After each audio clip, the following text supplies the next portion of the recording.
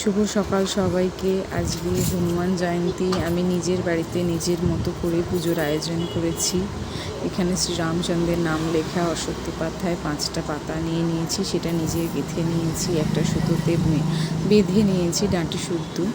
আর সমস্ত তুলসীর মালা, জবার মালা, ফুল, বেলপাতা, তুলসী পাতা, মেটে সিঁদুর, চন্দন, ছোলা, গুড়ের বাতাসা, কলা, লাড্ডু এগুলো আমি রেখেছি 5 ফল হিসাবে দেব ঠাকুরকে ভোগে নৈবেদ্য, তো সেটাও রেখেছি। এখানে ধূপ জ্বালিয়ে নিলাম, জোগাড় কমপ্লিট।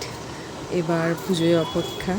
এবার পুজোটা আমি সম্পূর্ণ করে ফেলেছি। আসলে নিজের মতো করে সমস্তটা করি, হনুমান চালিসা পাঠ করে, ঘিয়ে প্রদীপ জ্বালিয়ে আরতি করে, কর্পূরদানির আরতি করে, ধূপ ধুনো দিয়ে যেইটুকুনি নিজের মতো পারি সেটাই করেছি। আসলে সবটাই নিজের ওপর, নিজের ভক্তিতে ভগবান আমি খুব বিশ্বাস করি।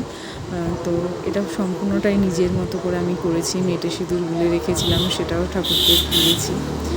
আজকের ভিডিওটা কেমন লাগলো অবশ্যই জানাবে।